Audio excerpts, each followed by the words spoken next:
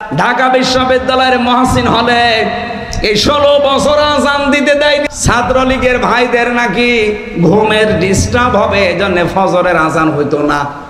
মুফতি আমির হামজা ভাই কয়েকদিন আগে একটি বক্তব্যের ভিতর বলে ফেলেছিলেন, ডাকসুর নির্বাচনের পরে যেই ঢাকা বিশ্ববিদ্যালয়ের মুহসিন হলে 16 বছর আজান দিতে দেয়নি, আজকে সেখানে আজান হচ্ছে। এই কথাটা তার একটা মিস্টেক হয়ে গেছে। ঘটনা সত্য, কিন্তু মিস্টেক হয়ে গেছে। মুহসিন হলের জায়গায় শুধু হবে সলিমুল্লাহ মুসলিম হল। এই কথাটা মিস্টেক হয়ে গেছে। এটা যদি হয়, আর এটাকে নিয়ে এমন তোলপাড় শুরু হলো, রাজনীতিবিদরা আদা দল খেয়ে লাগলেন। আমাদের কিছু বক্তা ভাইয়েরাও ফেসবুক গরম করে ফেললেন। কেন দেবেন আপনারা বলেন তো? মানুষকে সংশোধন করে দিবেন সংশোধনের ভাষা দিয়ে। কিন্তু মুফতি আমির হামজা তো মিথ্যা বলে নাই। ওই ঢাকা বিশ্ববিদ্যালয়ে 2 বছর আগে সিরাত মাহফিল করতে গিয়ে পুলিশের হাতে ভাইয়েরা গ্রেপ্তার হয়েছে। ওই ঢাকা বিশ্ববিদ্যালয়ে কোনো খ্রিস্টানের, কোনো ইহুদির বা নাস্তিকদের বিশ্ববিদ্যালয় নয়। ঢাকা বিশ্ববিদ্যালয়ে নবাব সলিমুল্লাহ, আপনারা জানেন, ব্রিটিশের পরে ওনারা চেষ্টা করেছেন যে এখানে একটা বিশ্ববিদ্যালয় হওয়া দরকার। নিজের বাবার, নিজের মায়ের 600 বিঘা জায়গা নবাব সলিমুল্লাহ দান করেছিলেন বিশ্ববিদ্যালয়ে ইসলাম শেখানোর জন্য, কোরআন শেখানোর জন্য। সেই বিশ্ববিদ্যালয় আজকে নাস্তিকরা দখল করেছে। গত 16 বছর ওই সলিমুল্লাহ মুসলমানের নামে হলে সেখানে 16 বছর আজান দিতে দেয়নি। নেতাদের ঘুমের ডিস্টার্ব হবে, প্রশাসন তাদেরকে আজান দিতে নিষেধ করেছে। এই ঘটনা সত্য। আমির হামজা যা বলেছে সেটা সত্যই বলেছে, শুধু হলের নামটা বাদ পড়েছে। কিন্তু এর কারণে এত তোলপাড় হলো। মুফতি আমির হামজাকে বিভিন্নভাবে আমাদের এক সংগঠনের ভাইয়েরা সাংবাদিক সম্মেলন করে তাকে সতর্ক করলেন। আমরা বলবো, যাদের বিরুদ্ধে বললো তারা সাংবাদিক সম্মেলন করে না, আপনারা করেন কেন? তার মানে কি আমরা ধরে নিব তাদের কাজ এখন বাংলাদেশে আপনারাই করতে চাচ্ছেন? এটাই প্রমাণিত হয়। ধরে বলেন কথা ঠিক না ব্যাঠিক? কিন্তু মনে রাখতে হবে, বাংলাদেশ আর আগের জায়গায় নাই। এখন বাংলাদেশে 71, এখন বাংলাদেশে মুক্তিযোদ্ধার চেতনা, এগুলো টেক লাগিয়ে আলিমদেরকে আর সন্ত্রাস আর রাজাকার বানানোর সুযোগ নাই। এখন বাংলাদেশের সকালের সূর্য উদিত হয়, সকালের সূর্যের ভিতরে তাকালে পূর্ব দিকে লাল সূর্যের ভিতরে শহীদ আবু সাইদ আর মুগ্ধের লাল রক্ত আমরা দেখতে পাই। জোরে বলেন কথা ঠিক না ঠিক? তবে অবশ্যই কোরআনের মাহফিলে কথা বলতে আমরা শালীনতা বজায় রাখবো। অবশ্যই কথা বলতে গেলে আমরা রাজনৈতিক বিতর্কিত বিষয় আমরা বলবো না। কিন্তু কোরআনের হক কথা যদি আলেমরা না বলে, তাহলে জাহিলেরা দেশটাকে দখল করে ফেলবে। জোরে বলেন কথা ঠিক না ঠিক? এক কথা হলো, বাংলাদেশ হলো মুসলমানের দেশ। যতদিন পর্যন্ত বাংলাদেশের পূর্ব দিগন্ত থেকে সূর্য উঠবে, পশ্চিম দিগন্তে ডুববে, ততদিন পর্যন্ত আযান নিষিদ্ধ করা। জাহাঙ্গীরনগর বিশ্ববিদ্যালয়ে 100 ধর্ষণের সেঞ্চুরি করে কেক কেটেছিল সেই ছাত্র নেতারা, সেই ঘটনা আমরা জানি। নতুন করে জাহাঙ্গীরনগর বিশ্ববিদ্যালয়ে জাকসুর নির্বাচনের পরে আপনারা সকলে দেখেছেন, নতুন করে মদ গাঁজা নিষিদ্ধ করা হয়েছে। সেই দিন আর বাংলাদেশে নাই। আমাদের অবিলম্বে এক দফা এক দাবি, ডক্টর ইউনূসের কাছে একটা কথা বলে আমার আলোচনায় যাব। বাংলাদেশের 65,000 শিক্ষা প্রতিষ্ঠান প্রাইমারিতে শিক্ষক নিয়োগ দিচ্ছে, গানের শিক্ষক। কিন্তু আমরা চাই, দেশের প্রত্যেকটা মায়ের সন্তানেরা চায় প্রাইমারিতে আমার সন্তান গান না শিখে যেন কোরআন শিখে। অবিলম্বে গানের শিক্ষকদের এই নিয়োগ বাতিল করে কোরআন শিক্ষা দেওয়ার জন্য শিক্ষক নিয়োগ দিতে হবে। ভুলে গেলে হবে না, এটা স্বৈরাচারীদের বাংলাদেশ নয়, লালনের বাংলাদেশ নয়, রবীন্দ্রনাথের বাংলাদেশ নয়, শাহজালাল, শাহপরান, শাহ মাখদুমের বাংলাদেশ। সর্বোপরি বলতে গেলে কোরআনের পাখি আল্লামা সাইদের রেখে যাওয়া কোরআনের বাংলাদেশ। ছেড়ে বলেন কথা ঠিক না বেঠি? আল্লাহ আমাদের প্রত্যেককেই কবুল করুন, বলেন আমিন। তারা বলেন তো ভাই, কেউ যদি কোরআন পড়ে তাহলে সেই লোকটা 11 জন, ওই লোক এবং সাথে কয়জনকে নিয়ে জান্নাতে যাবে? 10 জন। এখন কথা হলো, পড়া মানে কি? পড়া মানে কি শুধু বের করে খালি পড়া? পড়ার জন্য শর্ত আছে 4টি। আপনারা একটু কথা বলেন, পড়ার জন্য শর্ত কয়টি? 1 নম্বর, পড়তে গেলে আপনাকে অবশ্যই শুদ্ধ করে পড়তে হবে। কি করে পড়তে হবে? আল্লাহ রাব্বুল আলামিন বলেন, ওয়ারাত্তিলিল কুরআনা তারতিলা। অবশ্যই কোরআনকে তারতিলের সঙ্গে শুদ্ধ করে পড়তে হবে। ধরে বলেন কথা ঠিক না ঠিক? অল্প খান, অল্প পড়েন, সুন্দর করে পড়েন। আমাদের বাংলাদেশের রমজান মাসে 2 ভাবি গল্প করে, ভাবি আপনার কয় পারা হলো? কয় ভাবি আর বলেন না, আজকে 17 রোজা চলে গেল, আমার কেবল 12 পারা হয়। ভাবি বলেন কি আলহামদুলিল্লাহ, আমার তো 23 পারা হয়ে গেল। তখন ভাবি চিন্তা করে সকিনার মা আমার থেকে ফার্স্ট হবে, এটা হতে পারে না। তার পরের দিন এমন পড়া শুরু করেছে যে পড়ার কারণে ভাবি কি পড়তেছে কেউ বুঝে না। দুই কাদের দুই ফেরেশতা, তারাও বুঝতে না ফের আল্লাহকে বলতেছে, আল্লাহ 17 পারার পর থেকে যারা পড়তেছে এরা আসলে কোন সূরা? আল্লাহ নিজেও বুঝতেছে না আসলে কোন সূরার কোন আয়াত পড়তেছে। এরকম পরে কোনো লাভ আছে ভাই? আমাদেরকে শুদ্ধ করে পড়তে হবে। আল্লাহ কবুল করুন, বলেন আমিন। 2 নম্বর হলো কোরআনের মর্মবাণী বুঝে পড়তে হবে। ধরে বলেন কি বাণী পড়তে হবে? কোরআন যেটা আমরা পড়ব সেটার জন্য আমরা মর্মবাণী বুঝে তারপরে পড়ি। আল্লাহ রাব্বুল আলামিন বলেন, ওয়া ইযা সামি'ু মা উনজিলা ইলার রাসূলি তারা আ'য়ুনাহুম তাফিদু মিনাদ দাম'i মিম্মা عرفوا من الحق يقولون ربنا آمنا فاكتبنا مع الشاهدين। আল্লাহ পাক বলছেন যে রাসূলের প্রতি যেটা আমি অবতীর্ণ করেছি, যারা কোরআন বুঝে পড়ে দেখবেন তারা কোরআন পড়ার সময় তাদের চোখ দিয়ে পানি পড়ে, এবং তারা এজন্য পড়ে, এজন্য কাঁদে যে তারা সত্যকে চিনেছে। এবং এই কোরআন যখন পড়ে, কোরআনের অর্থ বোঝার কারণে মুমিন বান্দার সামনে যখন পবিত্র কোরআনের তেলাওয়াত হয়, ওই বান্দারা তখন চোখের পানি ফেলায় বলে, আল্লাহ পাক আমি কোরআনকে মুসলমান হয়ে গেলাম। আর আল্লাহ তাআলা দয়া করে ফাকতুবনা মা'আশ শাহিদিন, ওগো দয়াময় মেহেরবানি করে আমাকে তুমি সত্যবাদী মান্যকারীদের অন্তর্ভুক্ত করে নাও। জোরে বলেন সুবহানাল্লাহ। বাংলাদেশের কোন মসজিদে নামাজের ভিতরে কোরআন তেলাওয়াতের সময় ইমামের কান্নার আওয়াজ পাওয়া যায় না, কিন্তু এখানে যারা মক্কা মদিনার মেহমান আছেন বলে দেখেন, বাইতুল্লাহ শরীফে মসজিদে নববীতে যখন তেলাওয়াত হয়, ইমামের কোরআন তেলাওয়াত শুনে ইমামও কাঁদে, মুসল্লিরাও কাঁদে, কোরআন বুঝার কারণে। ধরে বলেন আল্লাহু আকবার। তাহলে বলেন তো কোরআন পড়ার জন্য শর্ত কয়টি? একটু কথা বলেন ভাই, কয়টি? 4টি। 1 নম্বর শর্ত শুদ্ধ তেলাওয়াত করে পড়তে হবে। 2 নম্বর শর্ত আমি যা পড়ি সেটা যেন আমি বুঝতে পারি। কিন্তু বলেন তো আমি নিজেও যদি 30 পারা কোরআন আমার সামনে দেওয়া হয়, সব জায়গা থেকে অর্থ আমি নিজেও কিন্তু বলতে পারবো না। বলেন তো তাহলে যদি অর্থই না বুঝি তাহলে পড়ে কোনো লাভ আছে? এর নাম পড়া না। 3 নম্বর কি? মুফাসসিররা বলেছেন, তাফসীর ইবনে কাসিরের ভিতর মুফাসসির এবং অন্যান্য তাফসীরের ভিতরে এসেছে, কোনো মানুষ যদি কোরআন দিয়ে সুপারিশ পেতে চায়, ওই মানুষকে প্রথম শর্ত হলো কোরআনের হক মেনে তার তিলের সঙ্গে পড়তে হবে। 2 নম্বর শর্ত হলো ওই মানুষকে কোরআনের মর্ম মানে পড়তে হবে। আর 3 নম্বর শর্ত হলো ওই মানুষকে শুধুমাত্র মর্ম বুঝে পড়লে হবে না, নিজের জীবনে আমল করে তারপর পড়তে হবে। বলেন তো কোরআন পড়ার পরে আমল করার দরকার আছে না? অবশ্যই আছে। আল্লাহ পাক পবিত্র কোরআনুল কারীমের সূরা তাহার 124 নম্বর আয়াতে বলতেছেন, খেয়াল করেন। আল্লাহ রাব্বুল আলামিন বলেন, ওয়ামান আ'রাদা আন যিকরি ফাইন্না লাহু মাঈশাতান দানকা ওয়া নাহশুরুহু ইয়াওমাল কিয়ামাতি আ'মা। আল্লাহু আকবার বলেন। আল্লাহ পাক বলছেন, কোন মানুষ যদি কোরআনের স্মরণ থেকে, জিকির থেকে নিজেকে মুখ সরে নেয়, সে মানুষকে আল্লাহ তাআলা যে শাস্তি দিবেন, ভাইয়ের আমার খেয়াল করেন, ওই মানুষের শাস্তি হলো আল্লাহ তাআলা তার দুনিয়ার জীবনের রিজিককে সংকীর্ণ করে দিবেন। দেখেন যারা কোরআন বিরোধী তাদের দুনিয়ার জীবনের রিজিক কিন্তু সংকীর্ণ। আর মৃত্যুর পরে ওই মানুষকে আল্লাহ তাআলা দঙ্কা মানে কি বলে, কানা করে, অন্ধ করে কিয়ামতে উঠবে। নাউজুবিল্লাহ ধরে বলেন। দেখেন আমাদের বাংলাদেশে খেয়াল করে বলেন তো ভাই, অনেক মানুষ যারা সরকারি চাকরি করে, বড় বড় ব্যবসা করে, আপনাদের দুবচাচিয়ে যদি সোনালী ব্যাংকে অথবা ইসলামী ব্যাংকে যান, কথা বলেন, দুবচাচিয়ে ইসলামী ব্যাংকে, সোনালী ব্যাংকে গেলে মসজিদের ইমামের লোন বেশি না সরকারি চাকরি করে ব্যবসায়ীদের লোন বেশি? কাদের লোন বেশি? ওদের লোন বেশি। কোটি কোটি টাকা ইনকাম করে। এখন দেখবেন আল্লাহ পাক তাদের জীবিকা এত সংকীর্ণ করে দিয়েছে, আমাদের বগুড়ার দিকে তাকালেও দেখব 16 বছর এতই কামাই করেছে গোরস্থানের টাকা। এমন কি আমাদের এই বগুড়াতেও বক্তা মাহফিলে আসবে, মাহফিলের অনুমতি দিবে, তার জন্য পুলিশ অফিসার, ওসি সাহেব ঘুষ খেয়েছে, এলাকার পাতি নেতারা ঘুষ খেয়েছে। জোরে বলেন কথা ঠিক না ব্যাঠি? কিন্তু 5 তারিখের পরে আল্লাহ এমন ভাবে জীবিকা সংকীর্ণ করে দিয়েছে, জালেমকে আল্লাহ তাআলা রান্না করা খাবারও খেতে দেয় নাই। জোরে বলেন কথা ঠিক না ঠিক?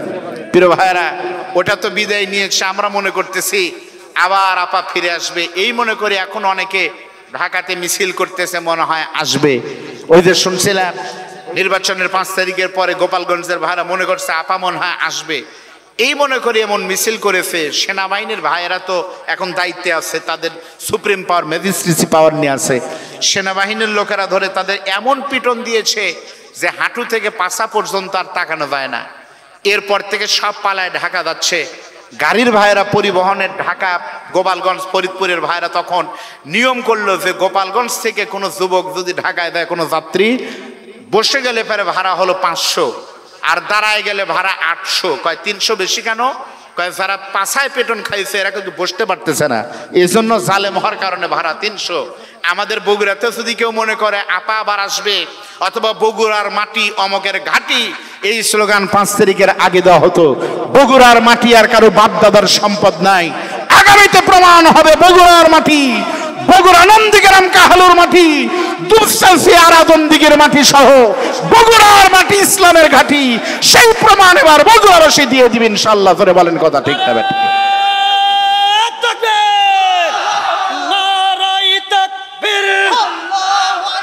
কুরআন হাদিস যেখানে, আলিম উলামা যেখানে, বিপ্লব বিপ্লব। প্রিয় ভাইরা খেয়াল করেন, এই দঙ্কা শব্দের তাফসীর ইবনে কাসিরের ভিতরে রয়েছে। তাফসীরে মারিফুল কোরআন, তাফহিমুল কোরআনের ব্যাখ্যা আছে। দঙ্কা শব্দের অর্থ 4টি। এই কোরআন পড়া যাবে, এই কোরআন দিয়ে আপনি তদবির তাবিজও করতে পারবেন, পানি পড়েন কোনো অসুবিধা নাই, নিষেধ আছে। পবিত্র কোরআনের সূরা ফাতিহা পড়ে ফু দিলে হাদিসে আছে রোগ ভালো হয়ে যায়। সুবহানাল্লাহ বলেন। এই যে আমার ভাই হাফেজ মাওলানা দেলোয়ার হোসেন, আলহামদুলিল্লাহ আল্লাহ পাক তাকে সেই যোগ্যতা দিয়েছে, তদবির করে, অনেকের রোগ ভালো হয়। কোরআন দিয়ে তো নিষেধ নাই, পাশাপাশি পবিত্র কোরআন দিয়ে রাষ্ট্র চালাতে হবে। ধরে বলেন কথা ঠিক না ঠিক? দঙ্কা শব্দের তাফসীর হলো কেউ যদি কোরআন থেকে মুখ ফিরায় নেয়। এই যে খেয়াল করেন, আমি চ্যালেঞ্জ দিলাম তার বিপদ 4টা হবে। 1 নম্বর হলো ওই লোকের সম্পদে বরকত থাকবে না, লিখে নেন। 2 নম্বর হলো মারা গেলে বেঈমান হয়ে মারা যাবে। 3 নম্বর সে দুনিয়াতে সম্পদ ভোগ করতে পারবে না। আর 4 নম্বর হলো দুনিয়াতে সর্বদা জিল্লতির জীবন যাপন করবে। কোরআন যারা বিরোধী তাদের বিপদ কয়টা হবে ধরে বলেন? আর কোরআনের পক্ষে থাকলে ওই লোকটা সারা জীবন সম্মানে হবে, মরার পরে জান্নাতে হবে। ধরে বলেন আল্লাহু আকবার। আবারও আপনারা মুখস্থ করেন, আমি ওয়াজ করবো না, শুধু এই কথাটা বলবো। আমি একটা আয়াত ধরে দিয়ে দেই। কোরআন পড়ার জন্য শর্ত কয়টি? 1 নম্বর শুদ্ধ করে পড়া লাগবে, 2 নম্বর অর্থ মর্ম বুঝে পড়া লাগবে, 3 নম্বর নিজের জীবনে আমল করতে হবে, আর 4 নম্বরটার দায়িত্ব আপনাদের। খেয়াল করেন, আল্লাহ রাব্বুল আলামিন বলেন, আল্লাযীনা ইম্মাক্কান্নাহুম ফিল আরদি আকামুস সালাম ওয়া আতাউজ যাকাতা ওয়া আমারু বিল মা'রুফি ওয়া নাহাউ আনিল মুনকার ওয়ালিল্লাহি আকিবাতুল উমুর। আল্লাহ রাব্বুল আলামিন সূরা হজরে 41 নম্বর আয়াতে বলেন, আল্লাযীনা ইম্মাক্কান্নাহুম ফিল আরদ, এই জনপদে কোনো ভালো মানুষ, ভালো রাজনৈতিক দল, ভালো দল যদি রাষ্ট্র ক্ষমতা নেয়, সে মানুষটা, সে দলটা গেলে ক্ষমতায় 4টা কাজ করবে। 1 নম্বর হলো নামাজ ভিত্তিক, নামাজ বাধ্যতামূলক করবে। 2 নম্বর মুসলমান ইসলাম ক্ষমতা যাকাত ভিত্তিক অর্থ ব্যবস্থা চালু করবে। 3 নম্বর হলো নেতার নিজে আমল করবে, জনগণকে ভালো কাজ করতে হবে। আর 4 নম্বর নেতার নিজেও অন্যায় করবে না, জনগণকেও করতে দিবে না। এই 4টা কাজ করবে। ধরে বলেন সুবহানাল্লাহ। এবার বলেন তো ভাই, কোন দেশের রাষ্ট্রভাবে কোন দেশে যদি 5 ওয়াক্ত নামাজ বাধ্যতামূলক হয়, ওই দেশে যদি যাকাত ভিত্তিক অর্থ ব্যবস্থা চালু হয়, নেতা নিজেও ভালো কাজ করে, জনগণকে করতে বলে, নেতা অন্যায় করে না, জনগণও করে না, তাহলে আপনারা বলেন তো দেশটা ভালো হবে না খারাপ হবে? জোরে বলেন। শুধু ভালো হবে? ওয়াজ করে কোনোদিন আমি চ্যালেঞ্জ দিলাম, এই 54 বছর বাংলাদেশের বয়স, ঠিক না? বলেন তো ভাই, 54 বছরে পীর সাহেব হুজুরদের দাওয়াতি কাজ কি বাংলাদেশে বন্ধ আছে? এমন কোন পাড়া নাই যে পাড়ায় মাহফিল হয়নি। তারপরও কাজ হচ্ছে না কেন? কারণ আল্লাহ বলছে একরকম, আপনি কাজ করতেছেন আরেক রকম। আপনার জ্বর খাওয়া লাগতো না পায়, আপনি ভুল করে খাইছেন ফ্লাজিল পায়খানা ভালো রস। আল্লাহ বলছেন তা'মুরুনা বিল মারুফ, আলেমরা বলেন তা'মুরুনা আমরের সিগা, নির্দেশ করতে হবে, নামাজ পড়াই লাগবে, যাকাত দিতেই হবে, সৎ কাজ করতে হবে, অন্যায় করলে খবর আছে। বলেন তো কোনো বক্তার বাপের ক্ষমতা আছে? নামাজ পড়তে হবে, না পড়লে জোগাড় পাড়ার যুবকদের খবর আছে, এই ঘোষণা দিয়ে কেউ ভালোভাবে পিটন না খায় কোনো বক্তা বগুড়া ফিরে যেতে পারবে? তার মানে পীর সাহেবেরা বলে বাবারা নামাজ পড়েন, তাবলিগের ভাইরা বলতেছে ভাই দোস্ত বুজুর্গ আসার আগে আজরাইল, চলেন যাই কাকরাইল, যদি চাও বাঁচতে চলো যাই গাছতে। তাদের দাওয়াত 100% ভালো, কিন্তু হুকুম করার ক্ষমতা নাই। কিন্তু একমাত্র রাষ্ট্রীয়ভাবে যদি সংসদে রাষ্ট্র পাস হয়, আপনাদের এমপি নমিনি যদি যিনি যে দলেরই হোক, আমি নাম বলবো না, আপনাদের কাহালুনন্দী গ্রামের এমপি নিজেই যদি জোগাড়পাড়া মসজিদে এসে নামাজ পড়ানোর যোগ্যতা রাখে, তার সাথের লোকেরা, চেয়ারম্যান, এমপি, এমনি মেম্বারেরা, এলাকার লোকেরা নামাজ পড়বে। এজন্য নেতা আগে ভালো হতে হবে। জোরে বলেন কথা ঠিক না ব্যাঠি? রাষ্ট্রীয়ভাবে এটা পৃষ্ঠপোষকতা দ্বারা করতেছে, অন্যায় ফায়লাভ হয়ে যাচ্ছে আমার যুবকদের। নামাজের কথা কে বলবে? আজকে মিডিয়ার সুবাদে আমরা অনেক কিছু দেখি, কিন্তু সেগুলো চোখে পড়লে পারে আমাদের বিপদ হয়ে যায়। বাংলাদেশের যুবকদের যেন লাইনে না আসতে পারে, এরা আপনাদের এজন্য বিভিন্ন ধরনের সিনেমা, বিভিন্ন ধরনের ফেসবুকে বিভিন্ন কিছু নষ্ট করে দিচ্ছে। পর্দা নাই, চরিত্র নাই। আজকে দেখলাম বাংলাদেশের একটা 50 যুবতী মেয়ে, যুবতী বললে ভুল হয়, এখন বুড়ি হয়ে গেছে, নাম হলো লায়লা। এই লায়লার অত্যাচারে বাংলাদেশের যুবকেরা মজনু হওয়া শেষ। সেই লায়লা এর আগে দেখেছেন মামুন প্রিন্স নামে একটা ছেলেকে নিয়ে, তার ছেলের বয়স, এটাকে নিয়ে কিছুদিন বিয়ে ছাড়া থাকলো, 2 বছর থেকে যখন পোষায়নি তাকে ছেড়ে দিয়ে আজকে দেখলাম আবার বিয়ে হয়েছে 2 দিন আগে মেহেদি হাসান নামে আর এক টিকটকারের সাথে। আমি আশ্চর্য হলাম, এ কথা বাংলাদেশের কোনো মিডিয়া প্রশ্ন করতেছে না। বাংলাদেশের মানবাধিকার কর্মী শাহরিয়ার কবিরা আর হারপিক নিজুম মজুমদারের বাচ্চারা, এরা প্রশ্ন করতেছে না। কিন্তু এই ঘটনা যদি আলেমরা ঘটাতো তাহলে ঘটাতো। আলেমরা বউ নিয়ে রিসোর্টে গেলে, হোটেলে গেলে তাদেরকে গ্রেপ্তার করা আল্লামা মামুনুল হককে। আল্লাহ আল্লাহদের মতো দুশ্চরিত্রা নেতাদের মতো দুশ্চরিত্র মানুষেরা এত কিছু করতেছে, তাদের কাছে কাবিননামা দেখা হয় না। এটা ইসলামের বিরুদ্ধে একটি সুস্পষ্ট আইন লঙ্ঘন এবং ইসলামের বিরুদ্ধে অবস্থান। জোরে বলেন কথা ঠিক না বেঠি? কেউ তো বলতেছে না বিয়ে ছাড়া আপনারা এতদিন ধরে থাকলেন, আপনারা কেমনে থাকলেন? কেউ কিন্তু এই প্রশ্ন করতেছে না। কিন্তু এই রাষ্ট্রে যদি কোরআনের আইন চালু হয়, আপনারা কি মনে করেছেন নেতারা কি অন্যায় করে আর পার পাবে? ভাই, বগুড়ার মমইনে সকালবেলা নাস্তা করতে লাগে 750 টাকা বুফে, যা খান খান, কি আর খাবেন? দুপুরে লাগে 1750 টাকা, রাতেও 1750 টাকা। কোন ইমামের বাপের ক্ষমতা আছে জীবনে একবার খেতে পারে, বেতনি পায় 7000, 1700 দিয়ে একবেলা খালি জীবন চলে। ওখানে খায় কারা?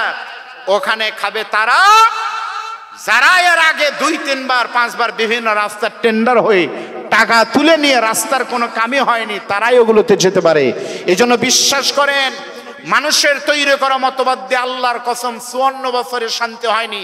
কিয়ামত পর্যন্ত স্বামীর তৈরি, বাবার তৈরি, নানার তৈরি, চাচার তৈরি মতবাদ দিয়ে শান্তি আসতে পারে না। শান্তি আসবে তখন মানুষের তৈরি করা মতবাদ বঙ্গোপসাগরে ফালিয়ে দিয়ে আগামী নির্বাচনে কোরআনের শাসন যদি চালু হয় তখন। জোরে বলেন কথা ঠিক না ব্যাটি? আমি চ্যালেঞ্জ দিয়ে বলতেছি, এই কাহালু আমার শ্বশুর বাড়ি, এই কাহালুই আমার কর্মজীবন। বামুজা মাদ্রাসার আমি আরবি প্রভাষক। আমি দায়িত্ব নিয়ে বলতেছি, আপনাদের কথা মনে রাখবেন, সব বক্তার থেকে আমি আপনাদের কাছের মানুষ। আফগানিস্তান যখন আমেরিকার শয়তানেরা বিদায় নিল, দেখেছেন আপনার আফগানিস্তানের অবস্থা। আফগানিস্তানে যখন ইমারত ইসলাম কায়েম হলো, তখন ফ্যাসিস্টেরা, আমেরিকার সৈন্যরা হেলিকপ্টার আর বিমানের সাথে ঝুলতে ঝুলতে বিদায় নিয়েছে। আপনার আফগানিস্তান সম্পর্কে জানেন, পাহাড়ি এলাকা, মরু এলাকা। আফগানিস্তানে পৃথিবীর সব থেকে দামি মদ আফিম চাষ হতো, সব থেকে দামি, ইনফরমেশন নিয়ে যান, সব থেকে দামি মদ আফগানিস্তানে হতো। এক একটা মদের বোতলের দাম, আমি একবার মমইনে বারে ঢুকছিলাম, ওখানে আমাদের লোকজন আছে। একবার বললো হুজুর আপনাকে একবার দেখাবো বার কি, আমাকে মাছ করে দিয়ে বারে নিয়ে গেল। বিশ্বাস করেন, একটা বোতল মদ এমন আছে 1 লক্ষ টাকা দাম। এই বগুড়াতে তারা খায়। কারা খায়? পৃথিবীর সব থেকে দামি মদগুলো আফগানিস্তানে আফিম তৈরি হতো। কোরআনের শাসন যখন চালু হলো, সরকার ক্ষমতায় এসে বলল যে 7 দিনের ভিতর আফগানিস্তানের সমস্ত আফিম গুড়িয়ে দিতে হবে, পুরায় দেওয়া লাগবে। সেই সময় আমেরিকা সহ সবাই বলল, আফগানিস্তান যদি মোল্লারা ক্ষমতা আসলো, টুপিওয়ালারা, এই আফিম হাজার হাজার কোটি টাকার সম্পদ যদি তারা নষ্ট করে, নিশ্চিত তারা আবার ভিক্ষা করবে 15 দিন পরে। কিন্তু আল্লাহর কি হুকুম, আল্লাহর কি কারিশমা, তারা আফিম চাষকে পুড়িয়ে দিল। কোটি কোটি টাকার ময়াদার আফিম, তাজা গাছ হওয়া আফিমগুলোকে পুড়িয়ে দিয়ে রাষ্ট্রীয়ভাবে তাদেরকে ডালিমের চারা, বেদেনার চারা দিয়ে দেওয়া হলো। বিশ্বাস করেন, ইনফরমেটিভ বক্তব্য মিডিয়ার বাইরে আছে, পৃথিবীর ইতিহাসে আফগানিস্তানে কোনোদিন এত ভালো ডালিমার, এত সুন্দর বেদেনা চাষ হয়নি। ওই বেদেনা চাষের পরে তারা আমাদের বাংলাদেশে, আপনারা দেখেছেন ওই যে সাফা কলা, পামির কলা বাংলাদেশে এসেছিল, শুধুমাত্র এই ডালিমের জুস বিক্রি করে। আর কোরআনের কারণে তারা নতুন নতুন উদ্যোগ নিয়েছে। মাত্র 2 বছর 3 বছরের ভিতরে আফগানিস্তান এখন সারা পৃথিবীর ভিতরে অর্থনৈতিক মুদ্রার দামের দিক থেকে 3 নম্বর পজিশনে আছে। জোরে বলেন আল্লাহু আকবার। 3 বছরের ভিতরে বাংলাদেশের 7 জন আলেম, মামুনুল হক সাহেব, মধুপুরের পীর সাহেব সহ 7 জন এখন আফগানিস্তানে আছে, এখনো আছে। তাদেরকে ডেকে নিয়ে গেছে যে দেখে দেন কিভাবে কোরআনের শাসন চালু করা লাগে। মামুনুল হক সাহেব সেখান থেকে বলেছে, আর বসে থাকার সময় নাই, মানুষের ভাগ্য পরিবর্তন করতে হলে আফগানিস্তানের মতো মাথার পাগড়ি মাথায় বেঁধে কোরআনের আইন চালু করার কোনো বিকল্প নাই। সেজন্য শহীদ আবু সাইদের রক্তের কথা যদি আপনাদের মনে থাকে, বুকের ভিতর বইছে ঝড়, বুক পেতেছি গুলিকর, পানি লাগবে পানি বলে বীর মুগ্ধ যেভাবে রক্ত দিয়েছে, ওই রক্তের শপথ কসম করে বলি, আগামীর সরকার যেন হয়, যুব সমাজের প্রথম ভোট যেন হয় কোরআনের পক্ষে। সব আলেম আজকে এক হয়েছে, চরমনাই, পীর সাহেব, কওমি, আলিয়া, জামাত ইসলাম, আর ভেদাভেদের সুযোগ নাই। রাষ্ট্রীয়ভাবে কোরআনকে নিয়ে গিয়ে তারপরে কথা। আর আমরা নির্যাতিত হয়ে জালেমদেরকে আর রাষ্ট্রীয় বসে আমরা বাংলাদেশকে আর দুর্নীতিতে চ্যাম্পিয়ন করে আমাদের টাকায় মালয়েশিয়ায় বেগম পাড়ায় আমরা আর শয়তানদের থাকতে দেব না। কারা কারা প্রস্তাবে রাজি আছেন? 2 হাত তুলে আল্লাহকে দেখা।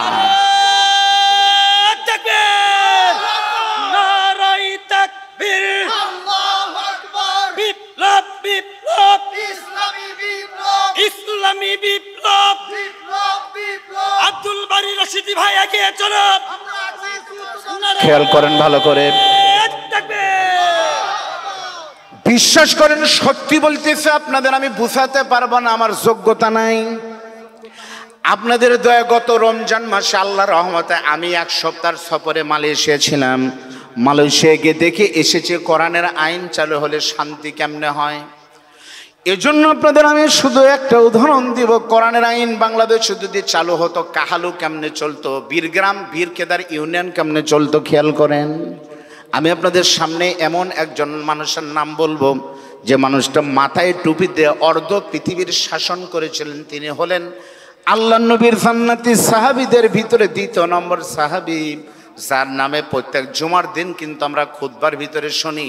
তিনি হলেন আমিরুল মুমিনিন, খলিফাতুল মুসলিমিন, নাম হলো ওমর। আপনারা হযরত ওমরের নাম শুনেননি? হযরত ওমরের নাম হলো ওয়া আশাদ্দুহুম ফি আমরিল্লাহিল ওমর। হযরত ওমর ছিলেন বাতিলের আতঙ্ক, শয়তানদের জম। সুবহানাল্লাহ বলেন। হযরত ওমরের জীবনীতে আছে, আমার মনে আছে ছোটবেলায় দাদি নানি আমাদেরকে নিয়ে নানার বাড়িতে যখন যাইতাম, 12 খালার 47টা বাচ্চা একসাথে হলে বাড়ি মনে হচ্ছে কিয়ামত হয়ে যেত। তখন দাদি নানিরা আমাদের ভয় দেখাতে, কি বলতেছে, শোনো বাবা, এক গ্রামে একটা জিন ছিল, সেই জিন এই ছিল, দেও ছিল, এরকম কিচ্ছা কাহিনী বলে আমাদের ঘুম আসে দিত না।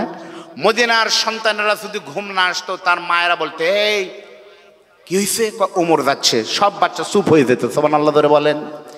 সে আমিরুল মুমিনিন, খলিফাতুল মুসলিমিন, যখন অর্ধ পৃথিবীর খলিফা। আপনারা নিশ্চয় জানেন, একদিনের ছোট্ট একটি হযরত ওমরের জীবনের ঘটনা। খলিফা ভালো হলে রাষ্ট্র কেমনে পরিবর্তন হয় খেয়াল করেন। হযরত ওমর একদিন সকালবেলা আস্তে করে ঘুম থেকে উঠে ফজরের নামাজের ইমামতি করার জন্য নববীতে যাচ্ছে। আল্লাহর নবী বলেছে এই পৃথিবীতে 3টি মসজিদের দাম অত্যন্ত বেশি, তার ভিতরে 1 নম্বর মসজিদের নাম হলো বাইতুল্লাহ শরীফ, খানায় কাবা। নবী বলেছে কেউ যদি খানায় কাবায় গিয়ে বাইতুল্লাহকে সামনে নিয়ে 1 রাকাত নামাজ পড়তে পারে, 1 রাকাত নামাজ পড়ার উসিলায় আল্লাহ তাআলা তার নামায় আমলে রাকাতে রাকাতে লক্ষ রাকাত নামাজের নেকি দিয়ে দিবে। আর নববীতে মসজিদে নববীতে 1 রাকাত নামাজ পড়লে কত হাজার রাকাত নামাজের সওয়াব? 50। 2 রকম ব্যাখ্যা আছে, হাদিস আছে কিন্তু 1000ও আছে। 50,000 রাকাত নামাজের। সেই মসজিদে হযরত ওমর যখন বেলাল আযান দিয়েছে, আমিরুল মুমিনিন ওমর তখন নামাজ পড়ানোর জন্য যখন আস্তে করে রওনা দিচ্ছে, এমন সময় দেখতে পায় অন্ধকারের ভিতরে একটা যুবক রাস্তার ডান দিক থেকে বাম দিকে যায়, বাম দিক থেকে ডান দিকে যায়। মনে হচ্ছে লোকটাকে দেখে একটু মাতাল মাতাল মনে হয়। আপনারা বলেন তো ভাই, এরকম ঘটনা কি বাংলাদেশে হয় না? মাতলামি করতেছে, মাতলামি করে, এরকম বহু ঘটনা আছে। হযরত ওমর তখন চিন্তা করে, কে রে, আমি ওমরের শাসন আমলে কার বুকে এত সাহস? রাস্তা চলার কথা পশ্চিম দিকে, ডান দিক থেকে, আর চলতেছে বাম দিক থেকে। কে রে? পিছন থেকে হযরত ওমর ডাক দিছে এইভাবে, দেখেন, মান আনতা, তুমি কে? মা ইসমুকা, তোমার নাম কি? সঙ্গে সঙ্গে যুবকটা লাফ দিয়ে উঠে পিছনে তাকে বলতেছে, ইসমি আব্দুল্লাহ, আমার নাম আব্দুল্লাহ। হযরত ওমর সে দেখে যেই ছেলে বলতেছে আমার নাম আব্দুল্লাহ, সে আর কেউ নয়, তিনি হলেন আমিরুল মুমিনিন হযরত ওমরের আপন কলিজার টুকরার ছোট সন্তান আবু শামা। ধরে বলেন আল্লাহু আকবার। নিজের ছেলেকে দেখলেন মদ্যপ অবস্থায় পাতনা মাতলামি করতেছে। আচ্ছা, ওই জায়গায় যদি আমাদের বাংলাদেশের কোনো নেতা হতো তখন কি হতো? তখন বলতো যে তোদের আগেই বলছি যা করবি রাতের অন্ধকারে, কিন্তু এইভাবে যদি তোরা চলিস ভোটের আগ পর্যন্ত অন্তত ঘরের ভিতরে খা, তারপর বাহিরে আসিস, বলতো কিনা ধরে বলেন। হযরত ওমর তখন দেখলেন মদ্যপ অবস্থায়, এই কথা আমরা অনেকে জানি কিন্তু মেসেজ ভুল। হযরত ওমরের ছেলে কিন্তু মদ পান করেননি, নাউজুবিল্লাহ। একটা খাবার আছে, যেই খাবার আপনার মদিনার কাঁচা খেজুর আর খেজুর আঙুর ফল দুধের সাথে রেখে, আপনারা বলেন তো আমাদের এলাকার ভাষা বলে বকনি খাওয়া, আপনারা কি বলেন? বকনি খান। এই বকনি যদি 2 দিন পর খান সেরকম লাগে, 7 দিন পর খেলে টেঙ্গা লাগে, আর 1 মাস পর খেলে কেঙ্কা কেঙ্কা লাগে। ধরে বলেন কথা ঠিক না ঠিক? 1 মাস পর খেলে আপনি বইয়েক মা কবেন, বকরিকেও সালাম দিবেন, ভাই ভোট দেন আমাকে, 1 মাস পর আপনাকে দেখেন। তো ওই রকম দুধের সাথে খেজুর মিশে রাখার কারণে এটা মদ হয়নি, কিন্তু এটা খেলে একটু নেশা জাতীয় কাজ করে, এটাই খেয়েছিল। অনেকে বলে মদ খেয়েছিল, কথা কিন্তু মিথ্যা কথা বলে। দেখেন আলেমদের আমিরুল মুমিনিন খলিফাতুল মুসলিমিন আমিরুল হযরত ওমরের কলিজার টুকরা সন্তান আবু শামা যখনই বলেছে অবস্থা, হযরত ওমরের দিক তাকিয়ে যখনই দেখেছে আমার বাবা বলতেছে তুমি কি করেছো, আবু শামা তখন বাবার সামনে এসে কথা বলতে পারে না। হযরত ওমর তখন কোনো কথা না বলে একসাথে দৌড়ে গিয়ে কলার ধরে টানতে টানতে নববীতে নিয়ে গেছে। মসজিদ নববীতে গিয়ে হযরত ওমর ইমামতির জায়গায় দাঁড়াবে, তার আগে হযরত ওমর সন্তান আবু শামাকে কিন্তু কথায় দিয়ে দিলেন। আস্তে করে নিজের পাগড়ি দিয়ে কিন্তু হাত পা বেঁধে নিয়ে নববীর পিলারের সঙ্গে বেঁধে দিয়ে নামাজের পরে সালাম ফেরানোর পর বলতেছে, সাহাবারা নামাজের পরে আপনারা মেহেরবানি করে একটু বসবেন, নামাজের পরে একজন মদ্যপ ছেলের বিচার করা হবে। এই চিন্তা ঘোষণা যখন সাহাবীদের সামনে দিয়ে দিয়েছে, প্রত্যেকটা সাহাবী নামাজ থেকে বের হয়ে এসে দেখে আসামি হিসাবে, ভিকটিম হিসাবে যে ছেলেকে দাঁড় করানো হয়েছে সেই ছেলে আর কেউ নাই, এই মুহূর্তে তার পরিচয় সে হলো অর্ধ পৃথিবীর খলিফা হযরত ওমরের কলিজার টুকরা সন্তান, হযরত ওমরের ছেলে। সাহাবারা তখন চিন্তা করতেছে আর রক্ষা নাই, আজকে শেষ। হযরত ওমর তো ওই ব্যক্তির নাম যে ওমরের সামনে যেই রাস্তা দিয়ে ওমর হেঁটে যায়, ওই রাস্তা দিয়ে নবীর হাদিস ইবলিস শয়তানও 40 দিন পর্যন্ত ভয়ে হাঁটে না। জোরে বলেন আল্লাহ। আলেম আমাদের বলে দেখেন, যেই দিন থেকে হযরত ওমর মুসলমান, ওই দিন থেকে নারায়ে তাকবীর সারা পৃথিবীতে হয়ে গেছে। সুবহানাল্লাহ বলেন। অনেকে আমাদের বলে যে এ ভাই, এ নারায়ে তাকবীর আল্লাহু আকবার এটা নাকি জামাত ইসলামের স্লোগান আর হেফাজত ইসলামের স্লোগান। এরা কিন্তু সত্যি তাদের কথা ঠিক। আমি তখন চিন্তা করলাম, জয় বাংলার জন্ম কবে আমরা জানি, শহীদ জিয়ার জন্ম অমর হোক এর জন্ম কিন্তু আমরা জানি, পল্লীবন্দির সাত জিন্দাবাদ এরার খবর আমরা জানি, যখন তে জাতীয় পার্টি তখন তে স্লোগান শুনেরই তো স্বাভাবিক। কিন্তু নারায়ে তাকবীরের জন্ম কবে? খুঁজতে খুঁজতে আমি পেয়েছি, আলেমরা জানেন তাফসীরের ভিতরে এসেছে আল্লাহর নবী একদিন গোপনে ইসলামের দাওয়াত দিচ্ছে, দারে আরকামের ভিতরে ছাপা মারা পাহাড় আছে, ছাপা পাহাড়ের উপরে দারে আরকামের বাড়িতে আল্লাহর নবী গিয়ে দিনের দাওয়াত দিচ্ছে। খেয়াল করে শুনলেন, মনোযোগ দেন। এমন সময় হযরত ওমর আমিরুল মুমিনিন, তখন ওমর হয়নি কিন্তু তখন ছিলেন কাফের। কি হয়েছে ভাই? ও লিল্লাহি তাকবীর, রাখেন, বক্তাই দেখবে কি কোথায় কি হচ্ছে, অসুবিধা নেই। আলহামদুলিল্লাহ বলেন। আমরা দেখতেছি আজকের মাহফিলের সম্মানিত এই বাগানের মূল পরিচালক যিনি, উপাধ্যক্ষ মাওলানা আজিজুর রহমান আতালাল্লাহু উমরাহু ওয়া বারাকাল্লাহু ফি হায়াতি। আলহামদুলিল্লাহ বলেন। আলহামদুলিল্লাহ আমার মুরব্বী, আমার ওস্তাদ, এবং যাকে আমাকে ছেলের মতো সন্তান হিসেবেই সব সময় তিনি আদর এবং স্নেহ করেন। আচ্ছা, আপাতত এখানে বসুক। বড় বক্তা এসে বাপদান হিজরত করে ডানে মক্কা থেকে মদিনায় যাবেনি, অসুবিধা নেই। খেয়াল করতেছেন আপনারা? আমার বাপজান যতবার মনে হয় মক্কা থেকে, বাংলাদেশ থেকে মদিনায় গেছে, মক্কায় গেছে, আমার তো মনে হয়, আমি মনে হয় অতবার বগুড়া থেকে ঢাকায় যাইনি। উনি আরো বড় সাক্ষী। ছাপা পাহাড়ের উপরে দাঁড়ে আরকামের বাড়িতে নবী আরাম ফরমাচ্ছেন। এমন সময় সাহাবীরা এসে বলতেছে, ইয়া রাসূলুল্লাহ আজকে শেষ। কেন? বলতেছে ওমর আসতেছে খাত্তাবের ছেলে তরবারি নিয়ে, কে যেন খোঁজ দিছে যে মুহাম্মদ ওখানে শুয়ে আছে আপনাকে মারার জন্য। আমরা দেখেছি ইসলামী আন্দোলনের মিটিং হয়েছে বীরকাদার ইউনিয়নে, আর সেখানে কোরআনের তাফসীরকে জঙ্গি সন্ত্রাস বই হিসাবে থানায় নিয়ে গিয়ে নির্যাতন করা হয়েছে আলেমদেরকে। ধরে বলেন কথা ঠিক না বেঠিক? আজকে কই সেই পাতি নেতারা? সেই দৃশ্যগুলো আমাদের মনে হলো অনেক ভাইরা বছরের পর বছর বাড়ি থাকতে পারে নাই। সেজন্য বলবো, বছরের পর বছর বইয়ের কাছে থাকতে পারেন নাই, বাড়ি থাকতে পারেন নাই, আবার যদি মনে করেন আবার বউ ছাড়া হব, আবার ফ্যাসিস্টের সুযোগ দিবেন, কিয়ামত পর্যন্ত এই সুযোগ আর আমরা দেব না। ধরে বলেন কথা ঠিক না বেঠিক? দাঁড়ে আরকামে নবী আরাম ফরমাচ্ছেন। আল্লাহর নবী তখন হযরত ওমরকে দেখে বললেন, আসতে দাও, আসতে দাও। হযরত ওমর তখন কাফের, কিন্তু খেয়াল করেন আমার চোখের দিকে, বড় তরবারি না, খালি দৌড়ে যাচ্ছে বাঘের মতো। আল্লাহর নবীকে পাইলেই ঘাড়ের উপরে কোপ দিবে। এমন সময় নবীর কি চেহারা, নবীর কি তাকানো, নবীর কি সুন্দর তাকানো। হযরত ওমরের দিকে আল্লাহর নবী যখন একবার শুধু তাকাইছে, কি হয়েছে বাবা, কি সমস্যা আছে? এই পাশে কি, এই পাশে কি মধু, এই পাশে কি কি আছে? আপনারা এখানে বসলে বুঝবেন, এখানে যা করবেন কিয়ামত পর্যন্ত এইভাবেই হবে। কারণ ভিডিও হচ্ছে, আপনি তো ঘুতা মারতেছেন, ওই ঘুতা থাকেই যাবে। এজন্য যা হয় হোক, ফেসে ধরে জিবের উপর কামড় লেগে বসে থাকেন, কথা কইেন না। মিডিয়া আছে তো, যা করবে কবে মুরব্বী খালি ভূত আছে, বার আপনার মানুষ কিন্তু মেলা গাইল পারবি, চুপ করে থাকেন। তখন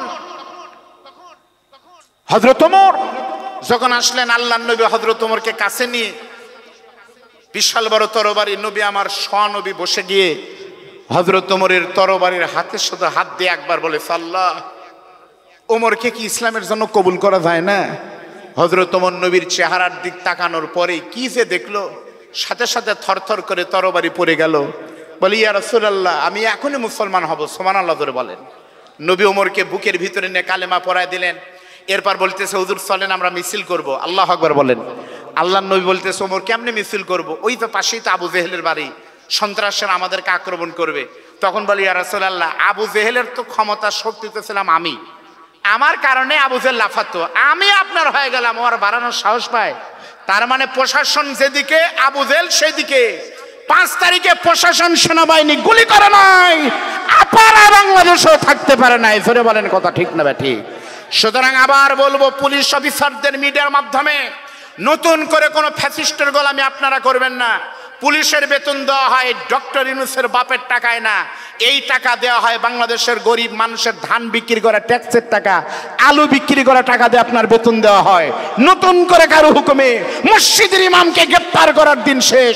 মনে রাখবেন, আপনি চাকর না, আপনি জনগণের বন্ধু। সরে বলেন কথা ঠিক না বেঠিক? হযরত ওমর সামনে গেলেন, আল্লাহর নবীকে সামনে দিয়ে হযরত ওমর এই দিন তাকবীর দিলেন। আবু জেহেল প্রত্যেক দিনের মতো মারার জন্য বের হয়ে দেখে মুহাম্মাদের সামনে আবু জেহেল, মানে ওমর, তখন আবু জেহেল চুপ হয়ে গেলেন। আমরাও চাই আগামীর যুবকেরা ওমরের ভূমিকায় পালন করবে, বাংলাদেশেও তাকবীর হবে ওই রকম। আল্লাহ যেন কবুল করেন, বলেন আমিন। পারবো তো ইনশাআল্লাহ, পারবো তো? নারায়ে তাকবীর, তাকবীর দিতে কোনো আপত্তি আছে? দেন তো একটু লিল্লাহে তাকবীর। আজকে আলেমদের বাগান, সভাপতি থেকে শুরু করে যে বক্তারা এসেছে সব আলেমদের ওস্তাদ। একটু সরে দেন লিল্লাহে তাকবীর। অনেক লোক কে দিচ্ছে না দিচ্ছে বোঝা মুশকিল, বোঝা যাচ্ছে না। আচ্ছা বলেন তো, যাদের ভোট হয়েছে এ যারা ভোটার তারা দেন তো, আর যাদের ছোট বাচ্চা ভোট হয়নি তারা পরে দিবে। ভোট যাদের আছে তারা দেন লিল্লাহে তাকবীর। আর ভাইরা যারা ভোটার হয়নি, ছোট কচি আগামীর ভোটার যারা, তারা দাও তো লিল্লাহে তাকবীর।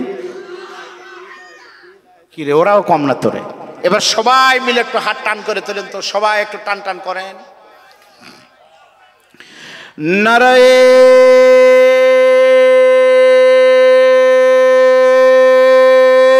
তাকবীর, নারায়ে তাকবীর।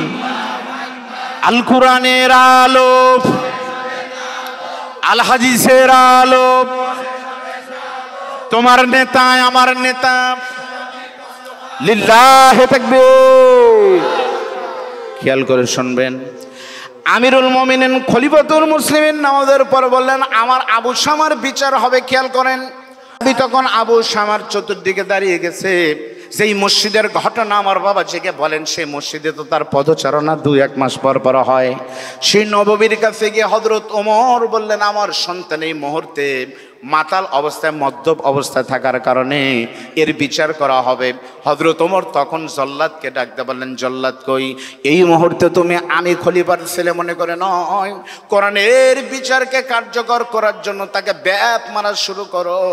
এইবার জল্লাদ চিন্তা করলেন, এমন ভাবে মারবো যেন মার ঠিক মতো হয়, কিন্তু ছেলেটার জন্য জীবনে বাঁচে। সে মনে করে পুরো শক্তি দিয়ে মারতেছে না, এমন ভাবে মারতেছে যেন কষ্ট কম হয়। একবার মারতেছে আর গুনতেছে, ওয়াহিদুন বলে গুনলেন। আরবিতে ওয়াহিদ মানে হলো এক। দ্বিতীয়বার মারলেন ইসনানে বললেন, 3বার মারলেন সালাসাতুন যখন বলেছেন। সঙ্গে সঙ্গে হযরত ওমর খেয়াল করে দেখলেন জল্লাদ তো মন থেকে মারতেছে না। জল্লাদকে তখন দৌড়ে ওমরকে বলতেছে, জল্লাদ রে, তুমি কি আমাকে কিয়ামতের দিন জাহান্নামী করবে নাকি? এই কথা বলে খলিফাতুল মুসলিমিন জল্লাদের হাত থেকে তরবান মানে লাঠিটা নিয়ে, ওই বেতের লাঠিটা নিয়ে নিজের কলিজার টুকরার সন্তানকে এমন ভাবে প্রহার শুরু করেছে। মুরব্বী, কোরআনের রাজ কায়েম হলে কেমন হয়, কোনো স্বজন প্রীতি থাকে না। টাকা নামার দিকে মারতে মারতে ছেলের অবস্থা যখন খুবই খারাপ, কিছুক্ষণ পর কিছু দূর মারার পরে সন্তান আবু শামা নিজেকে ধরে রাখতে না পেরে একবার নিজের বাবার 2 পা জড়ায় ধরে বলতেছেন, বাবা সত্যি বলতেছি বাবা, আমি মদ পান করিনি, আমি এই জিনিস খেয়েছি, মানে দুধের সঙ্গে খেজুর রাখার কারণে খাওয়ার পর আমার মাথায় একটু ঘোরাচ্ছে বাবা, আমি একটু মাতালের মতো হয়ে গেছি। হযরত ওমর বলতেছে, খাইলি কেন সেই কথা বল। সন্তান যখন বাবার পায়ের সাথে জড়ে ধরেছে, হযরত ওমর তখন সন্তানের প্রতি দরদ না হয় এত জোরে পাটা ঝাংটি মেরেছে। আবু শামা তখন একবারে উপর হয়ে পড়ে গেলেন। সন্তানকে তখন বুকের উপরে পা তুলে দিয়া বাম হাতটা ধরে মারতে মারতে মারতে মারতে এক সময় দেখা গেল হযরত ওমর তার সন্তান আবু শামার কোনো রেসপন্স নাই, শব্দ নাই, তার মানে হলো দুনিয়া থেকে বিদায় নিয়েছে। সাহাবারা কিছুক্ষণ পর ডাক দিয়ে বলতেছে, আমিরুল মুমিনিন, ওগো খলিফাতুল মুসলিমিন, মারা একটু বন্ধ করেন। আপনি হয়তো জোশের মাথায় বুঝতে পারেননি, আপনার অতিরিক্ত প্রহারের কারণে আপনার কলিজার টুকরার সন্তান আবু শামা বিদায় নিয়েছে। হযরত ওমর তখন দেখলেন সত্যি সন্তানের রক্তাক্ত শরীর। হযরত ওমর তখন সহ্য করতে না পেরে বললেন, আমার সন্তানের লাশ তাড়াতাড়ি করে তোমরা খাটিয়াতে নাও। জানাজা শুরু হয়ে গেল। কেমন পিতা, কেমন রাষ্ট্রনায়ক, ইসলাম কাকে বলে দেখেন।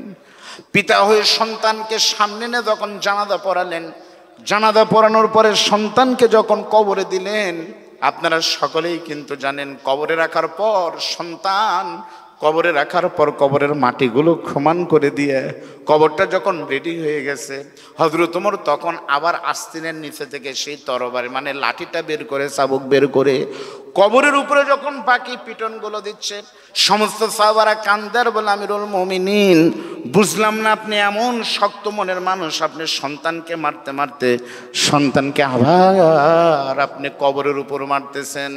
মারা যখন শেষ হয়ে গেছে, হযরত ওমর তখন দুই হাত বের করে ডাক দিয়ে বলতেছে, মনিব, ও দয়ার আল্লাহ তুমি সাক্ষী থাকো, আমি চাইলে পারে আমার আবু শামাকে মাফ করে দিতে পারতাম, কিন্তু আমার আবু শামাকে যদি মাফ করে দিতাম, আমার আবু শামা জাহান্নামের আগুনে জ্বলতো, আমি সন্তানকে কেমনে জাহান্নামের আগুনে জ্বালাবো, সেজন্য আমার দুনিয়াতে কষ্ট হয়েছে, তারপরে সন্তানকে মারলাম।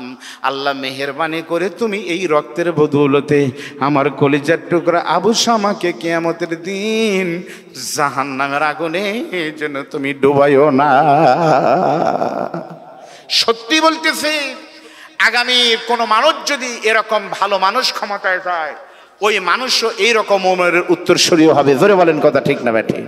আচ্ছা বলেন তো ভাই, বাংলাদেশে এমন কোন দল না, আমি নাম বলবো না, নাম বললে গুনাহ হবে কেন বলেন তো, কি অপরাধ হবে? আগামীকাল সোমবার, এ কথা বল, কাল কি বার? রবিবার, কাল সোমবার, এ কথা বললে কি অনেকের মন খারাপ হবে? আগামীকাল পূর্ব দিকে সূর্য উঠবে, এ কথা বলাতে সূর্যের কথা শোনা যদি পেশা মন খারাপ করে, তা আপনারা কি বলবেন কালকে উত্তর দিকে উঠবে, তাই বলা যাবে?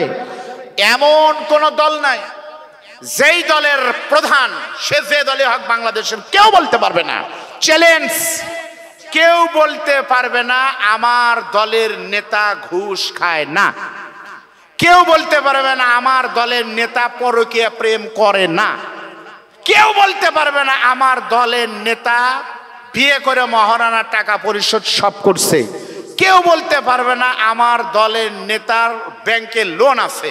কোরআন শরীফ থাকলে বলতাম একমাত্র দল বাংলাদেশ জামাত ইসলামী, যার দলের শপথের জনশক্তি যারা রোকন হবে তাদেরকে বাধ্যতামূলক এমন কিছু করা যাবে না।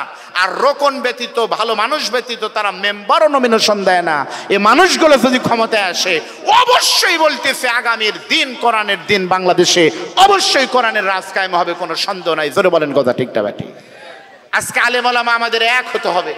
আজকে আমি জানি মাহফিলে অনেকে থাকতে পারে না, ওখানে কায়দা আমার হুজুর দেলোয়ার ভাই সহ অনেকে এখানে সরমনায় হুজুরেরা আছে, নাই? অনেক কওমি মাদ্রাসার সন্তানেরা আছে, কিন্তু হেফাজতের সন্তানেরা আছে। আমরা কিন্তু আজকের মঞ্চে দেখেন সব কওমি আলিয়া পিসের সরমনাই ফুরফুরা যা আছে আমরা একসাথে হয়ে গেছি। তার মানে কি আমাদের আর কোনো দূরত্ব আছে? জোরে বলেন, দূরত্ব আছে? এই দূরত্ব না, এই জন্য আল্লামা সাইদি সাহেব হুজুরের একটা বক্তব্য শুনেছিলাম কয়েকদিন আগে। উনি বলতেছে বাংলাদেশে জ্যৈষ্ঠ মাসে কিন্তু আম হয় আর জাম হয়। জোরে বলেন, জাম হয় না? আপনারা বলেন তো, জাম কি কালো হয় না সাদা হয়? পাকলে পারে কালো। তে বাঙালি একজন ওই জাম পারতেছে আর খাচ্ছে। আফগানিস্তানের এক কাবলিওয়ালা এসে ঘুরতে ঘুরতে বলতেছে, ভাই সালাম আলাইকুম। ওয়ালাইকুম সালাম। কাইফাল হাল? আলহামদুলিল্লাহ। ও আংতা কাইফাল হাল? বলে আলহামদুলিল্লাহ। মাসমুক? বলে আমার নাম আব্দুল বারি। বলে অমাসমুক? বলে আমার নাম আব্দুল্লাহ। কোন দেশ থেকে এসেছো? বলতেছে জি তুমি আফগানিস্তান, আমি আফগানিস্তানের কাবুলিওয়ালা। তখন বলতেছে তা আল ইলাইয়া, আসো গাছে আসো। খেয়াল করেন, তখন বাঙালি কাবুলিওয়ালা আফগানিস্তানের লোকটাকে গাছে তুলে দিয়ে বলতেছে, ভাই এগুলো কি? আফগানিস্তানের লোক তার জাম চিনে না। বলতেছে এগুলো জাম, ধরে ধরে খেতে হয়, দুই একটা মুখে দিয়ে দেখে সেই রকম মিষ্টি, কি মুখে মধুর মতো লাগে। তখন বলতেছে ভাই আমি খাই। বাঙালি বলতেছে ইচ্ছা মতো খেতে থাকো, তবে শর্ত হলো যেগুলো কালো সেগুলো খাও, সবুজগুলো দাম ধরো না, তাহলে কিন্তু বিপদ। এই বলে লোকটা বাঙালি নেমে গেছে, ওর মাথায় আছে কালো হলেই ধরো, ওগুলোই খাওয়া লাগে। আল্লাহর কি কাম, ওই ধরতে ধরতে কিছু ভোমরা, ভোমরা চেনেন ভাই? ভোমরা কিন্তু কালো হয়। ভোমরা 5-6টা কালো এসে ধরছে, তখন মনে করছে এটাও মনে হয় মিষ্টি, কালো দেখে খাওয়া লাগে। তখন জাম খেতে খেতে যখন ওই কাবলিওয়ালা ধরেছে ওগুলোকে, মানে ভোমরাকে ধরেছে, তখন ভোমরা তো ভোঁ ভাঁ করতেছে। তখন কাবলিওয়ালা বলতেছে ভোঁ কাও আর ভাঁ কাও, কোনো লাভ নাই, কালো হলেই খবর আছে। আমরা দেখেছি শুধুমাত্র ইসলামী আন্দোলনের কর্মীরা আমার খায় নাই, শুধুমাত্র ইসলামী আন্দোলন করার কারণে আমার খায় নাই। বাংলাদেশের কওমি আলিয়া সরমনায় পীর মাশায়েখ সবাইকেই নিয়ে পিটন দেওয়া হয়েছে, রিমান্ডে নেওয়া হয়েছে। জোরে বলেন কথা ঠিক না বেঠি? আমরা বলিনি আমির হেফাজত শাইখুল হাদিস আল্লামা আহমদ শফি রহমাতুল্লাহ আলাইকে তেতুল হুজুর বলে কটাক্ষ করে সেই মুরব্বীকে নির্যাতন করা হয়েছে। আল্লামা জুনায়েদ বাবনগরীকে মুরব্বীকে রিমান্ডে নিয়ে কি নির্যাতন করা হয়েছে, লোকটা শেষ পর্যন্ত বাঁচেই থাকলো না। আল্লামা সাইদিকে 1000 পরে লাইটের নিচে সারা রাত দাঁড় করে রেখেছে। আমরা দেখেছি মুফতি আমির হামজাকে দেখেছি, কলিজার টুকরা আমির হামজা যখন সে জেলে যায় 3 মাসের সন্তানকে রেখে, 3 বছর পর জেলখানা থেকে যখন বের হলো, জেলখানা থেকে বের হয়ে সন্তানের বয়স হয়েছে 3 বছর 3 মাস। 3 বছরের ভিতরে সন্তান তার বাবাকে দেখেনি। 3 বছর পর দেখার পরে সন্তানকে নেওয়ার জন্য যখন দৌড়ে যাচ্ছে, ওই সন্তান বাবাকে না চিনে দৌড়ে পালাচ্ছে আর বলতেছে, মা এই লোকটা কে মা? এই নির্যাতনের কথা আমরা ভুলিনি, মামুনুল হক সাহেবের কথা আমরা ভুলিনি, কোরআনের পাখির কথা আমরা ভুলিনি। সুতরাং আমরা আগামী তার যাই হোক একামতের দিনের ব্যাপারে আমরা সব আলেমরা একসাথে হতে চাই। আল্লাহ কবুল করুন, বলেন আল্লাহুম্মা আমিন। প্রিয় ভাইরা, সংক্ষিপ্ত সময়, আমার সময় আরো 5 মিনিট আগে শেষ হয়েছে। এখন আমার ওভার টাইম চলতেছে। এখন আমার মূল কাজ 8 ঘন্টা ডিউটি শেষ, এখন ওভার টাইম করতেছি। বিদ্যুৎ না আসার কারণে মোমবাতি জ্বলতেছে, বিদ্যুৎ আসলেই মোমবাতি বন্ধ, টেনশন নাই। সিরাত মাহফিল যেহেতু, আমি আপনাদের বলবো, হযরত ওমরের কথা বলতেছি।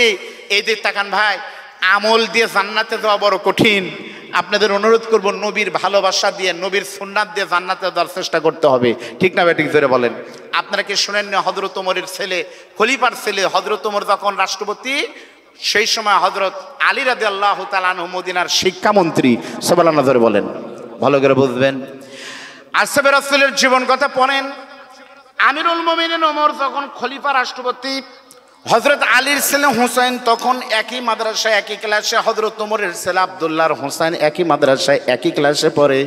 আপনাদের এলাকার সবাই যেমন পড়ে ডিএস ফাদিল মাদ্রাসা অথবা ওনাদের মক্তব মাদ্রাসা কওমিতে যেমন পড়ে, ওই রকম হযরত ওমরের ছেলে আব্দুল্লাহ আর আলীর ছেলে নবীন নাতি হুসাইন একই মাদ্রাসার একই ক্লাসের ছাত্র। সুবহানাল্লাহ ধরে বলেন।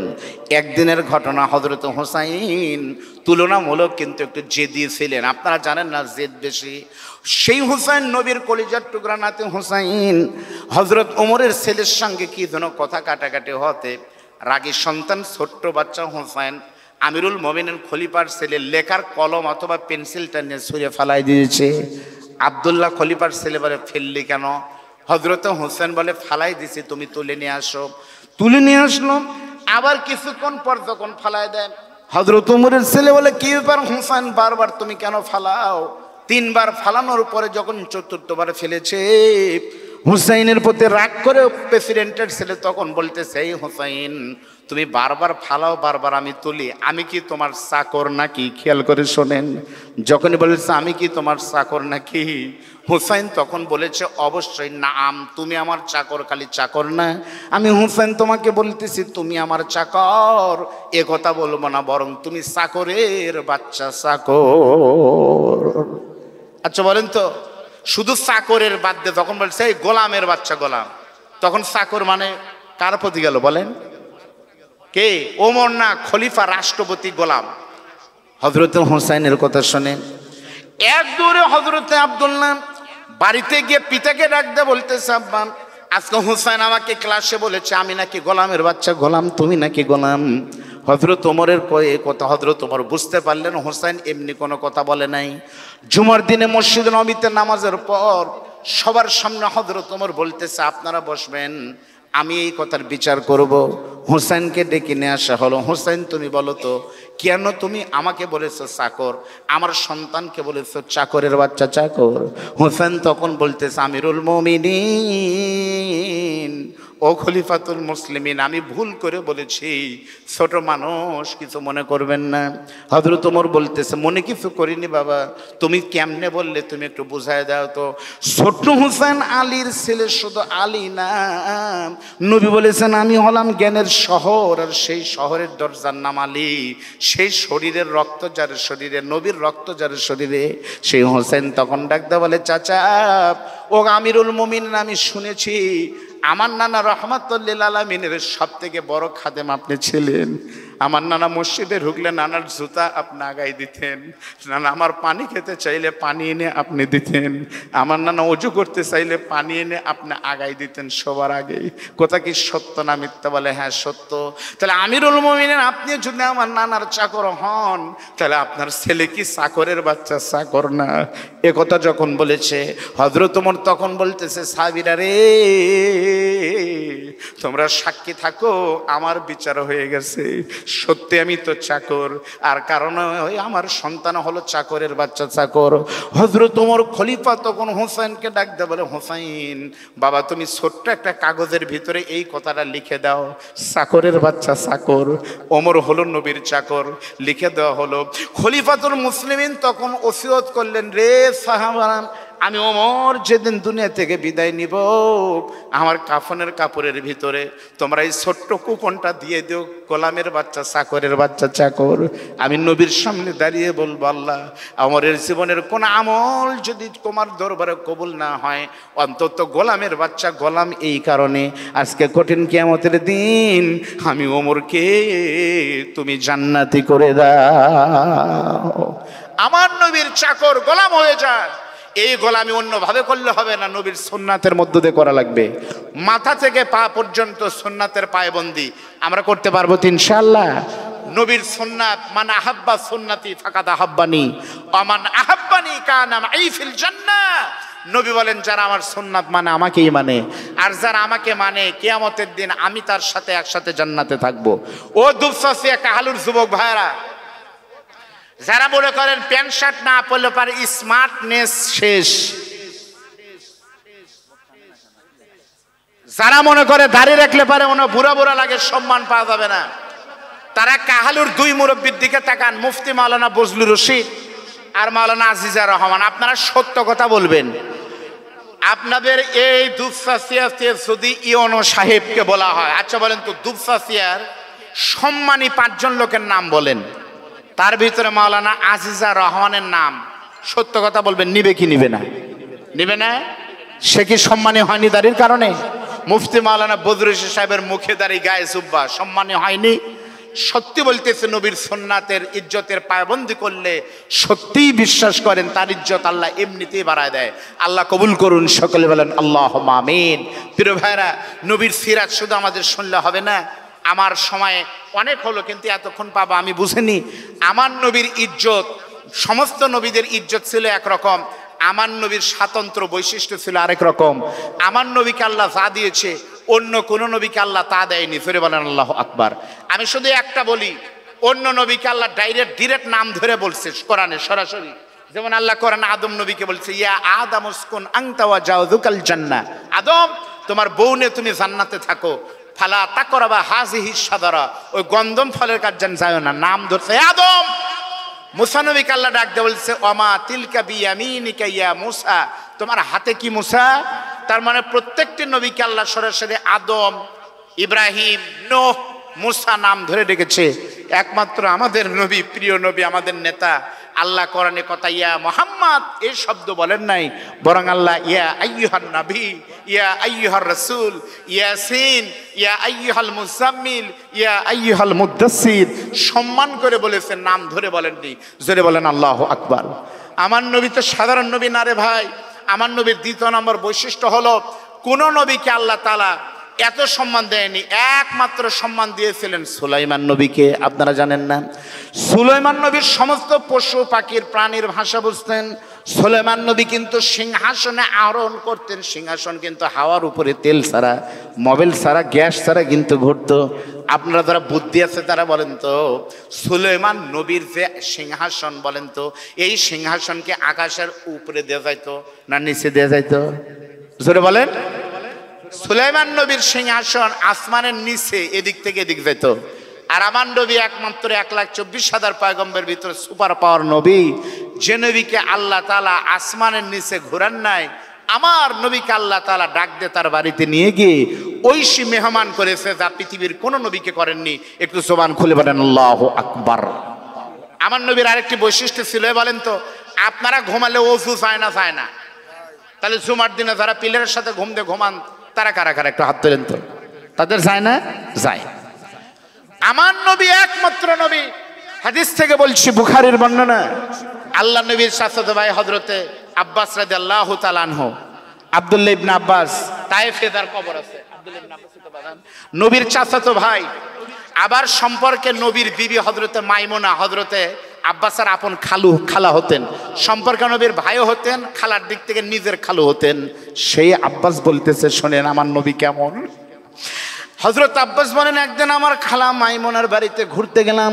আমরা খালার বাড়িতে ঘুরতে যাই। হযরত আব্বাস বলে, আমিও ঘুরতে গেলাম খালার বাড়িতে, গিয়ে দেখলাম আমি ঘুমাইছি এক রুমে, আর আমার খালা মাইমুনা আর আমার খালু ঘুমিয়ে আছে। তাহাজ্জুদের সময় হলো, আমি দেখলাম বিশ্বনবী আমার খালু দাঁড়িয়ে নামাজ পড়া শুরু করেছে। সুবহানাল্লাহ বলেন। নামাজ পড়তে পড়তে তাহাজ্জুদ যখন শেষ হলো, আমার খালু বিশ্বনবী তখন দেখলাম যে ফজরের আগে শরীরটা একটু খারাপ, ঘুমায় গেছে। তার ঘুমের আওয়াজ শুনতে পারলাম, ঘুমের কিন্তু আওয়াজ আছে।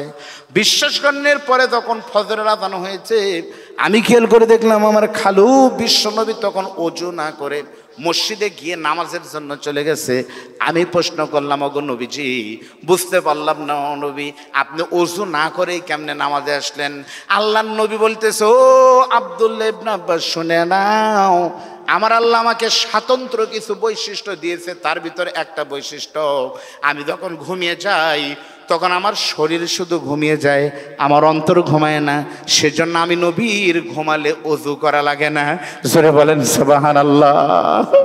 আমার নবীর আরেকটা বৈশিষ্ট্য, আমরা নামাজের, আমার বাজান, আমার শ্বশুর আব্বা উপজেলা মসজিদের ইমাম মাওলানা আজিজুর রহমান, নামাজের সময় উনি কিন্তু বলে, কাতার সদা করেন, বলে না, মোবাইল ফোন বন্ধ করে, ভাই এই জায়গা সাংবাদিক বলে, কিন্তু সবাই বলে।